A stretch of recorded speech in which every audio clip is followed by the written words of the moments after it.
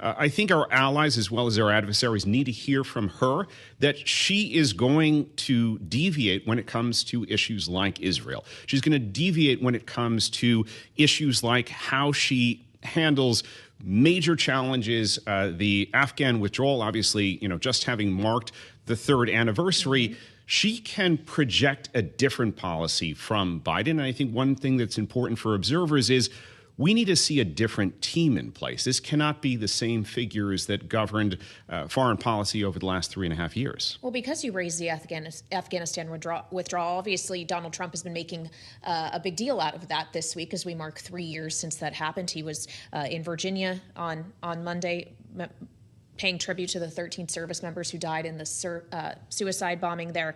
How should we be considering the role of the vice president in that? Because he has put a lot of blame on Kamala Harris for the chaotic nature of that withdrawal. To what extent is it deserved? I've sat in the Situation Room with then Vice President Biden, and quite frankly, the vice president doesn't hold a whole lot of sway over these major foreign policy decisions. Yes, they have a voice, but they are one voice of many. The defense secretary, the secretary of state, the director of the CIA, all of those, quite frankly, hold greater weight than the vice president. And Vice President Harris has not played a major role on foreign policy. Now, obviously, that's also going to be a criticism that Trump and his allies are going to level. What are the qualifications? Well, if that's true. And yet she's had the benefit of 3.5 years of working on these issues. And, that is some of the best training that you can get in the Situation Room. I think, quite frankly, her service during the last 3.5 years, her interaction with international leaders is far better preparation than J.D. Vance will have gotten, in his short tenure in the Senate.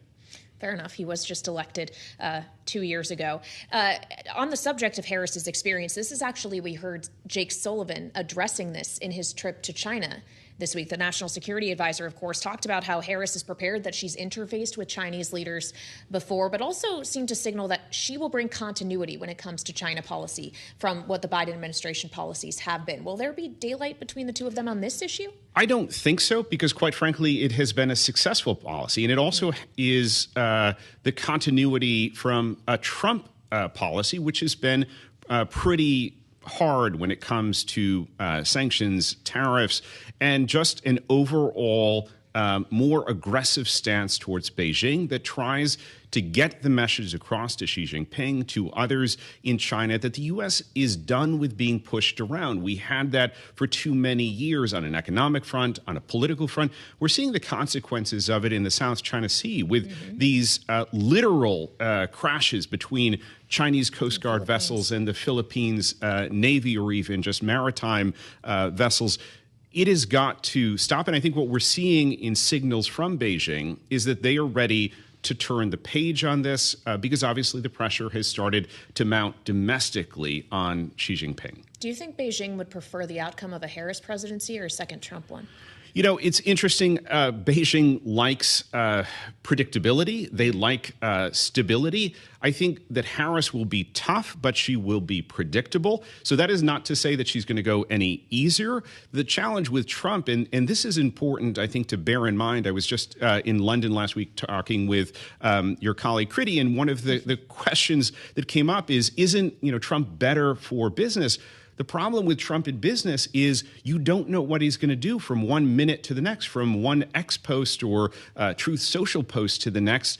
And I think, especially on the foreign policy front, foreign leaders came to understand that at least there were some guardrails. There were, the likes of Chairman Miley. There were the likes of the, former Secretary of Defense under Trump, Mark Esper. Yeah. All of these were figures who they could guarantee were going to be an emergency brake on Trump's, more ill-considered tendencies. They're not going back into a Trump administration by all accounts. And so we find ourselves in much riskier territory. And a lot of foreign leaders right now are trying to figure out who would be a Secretary of State, who would be a Secretary of Defense. And the options up there aren't great ones. Do you have an idea of who the options might be for Kamala Harris? Well, it's interesting. I think Harris would and should lean more on experienced diplomats.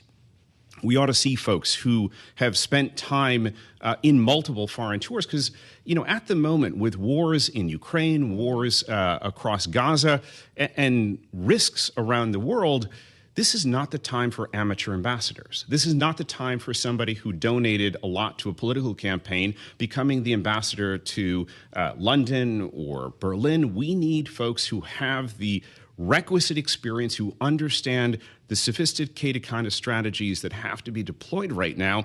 That's not what we saw all the time from Biden. We saw, unfortunately, a reversion to a lot of those old political party favors that were being handed out. And quite frankly, friends who still are at the State Department, who still serve on the National Security Council, have said there were too many of these political appointees. And I think it was an effort, if you will, at trying to mark a departure from the Trump administration. Harris needs to go back to some of that institutional knowledge and experience within our national security structure. We've got a minute left. Would you join a Harris administration? I would not. I have served my time over 12 years. I'm not looking for another stint in government.